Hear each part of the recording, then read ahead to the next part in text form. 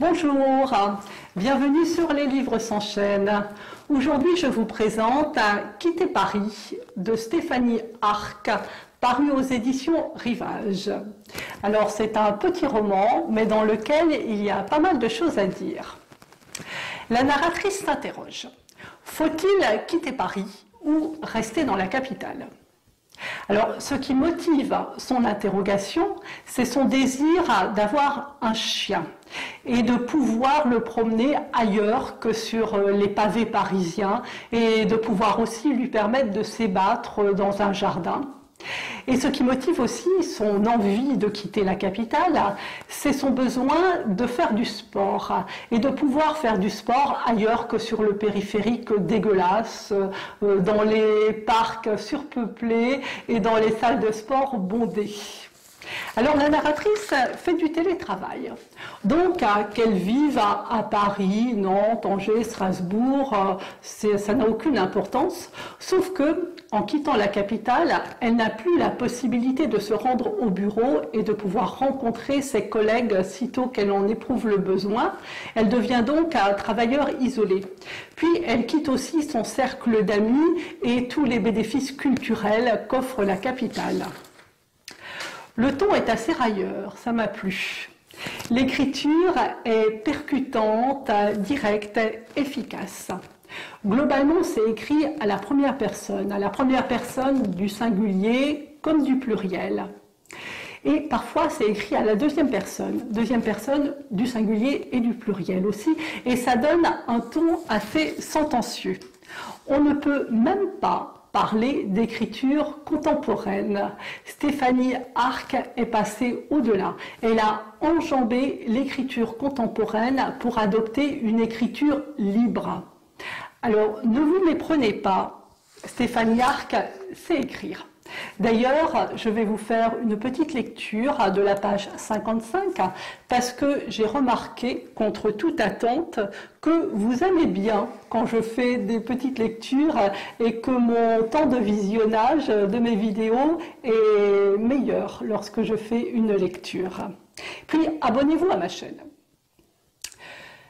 Je pourrais, il est vrai, m'entourer d'innombrables fougères, accrocher au mur de mon studio des tableaux végétaux, lichens luminescents et mousse dodu, remplacer les livres par du lierre qui, s'enroulant en volute autour des meubles, ferait l'effet d'une jungle de salon, et même cultiver un mini potager autonome. Seulement voilà, très vite je me sens envahie. La présence de ces êtres m'oppresse, qui continuellement palpitent d'une vie imperceptible et n'ont d'autre but que de croître et de croître encore, bien que je ne m'en occupe guère. De sorte que, ne parvenant pas à les laisser mourir, je finis par les jeter aux ordures. La terre à la terre retournée, et les moutons à leurs prairies. Plus besoin de nettoyer la poussière, plus besoin de ramasser fleurs, tiges et feuilles qui n'ont d'autre but que de choir et de consteller le sol.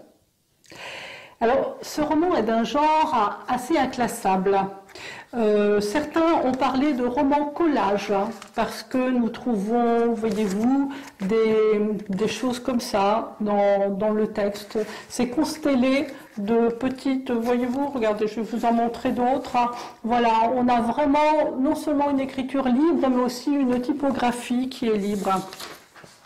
Les détracteurs disent que ça manque de lion. C'est vrai, mais ça ne m'a pas gênée. D'autres détracteurs disent que ça manque d'une histoire. Alors là, je ne suis pas d'accord, parce qu'il y a plusieurs fils conducteurs qui se tressent pour former une histoire qui tient la route.